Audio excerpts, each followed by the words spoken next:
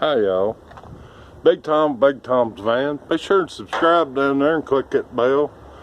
I'll put that at the beginning if I don't get there in the end. Got some new solar panels here. Installing them today. Have 3. They're covered with cardboard right now. I put this 1.5" aluminum angle, 8 foot long on here, and they 3 fit in there just fine.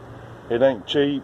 You get it at Home Depot. 1.5", 2-leg, 96 inches, 8 feet long. This is my old connections here, and we're going to take the water out of that before I blow fuse. But we got 3 panels. I'm gonna hook 3 panels up in parallel. I'm gonna use these Renogy connectors. These are Renogy panels.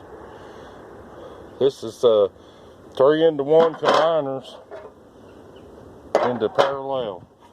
They'll exit here and they'll plug into those there that's already there. My wiring's already there. I'm just changing out panels. The reason I changed panels because they used to go 8 foot with 400 watts, and now I'm less than way less than that. I think I'm at 78 inches. That gives me some extra room on the back there for other projects.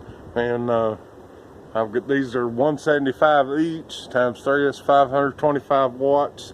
That's the maximum of my charge controller, 40 amp charge controller.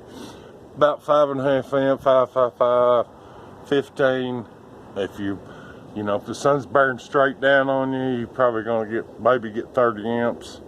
I've seen 20 amps, never seen 30 amps. Probably not get that high. So everything's ready to go. Batteries are moved, everything's ready. And I just wanted to make this short video. I'm gonna hook these connectors together, and then I got a piece of wire inside to the shut off, and then I'll make a video of the inside. Thank y'all for watching. Please subscribe. And have a happy new year. Remember, it's the 2nd day of a new year. So now it's only 30 days till Groundhog Day. Over and out.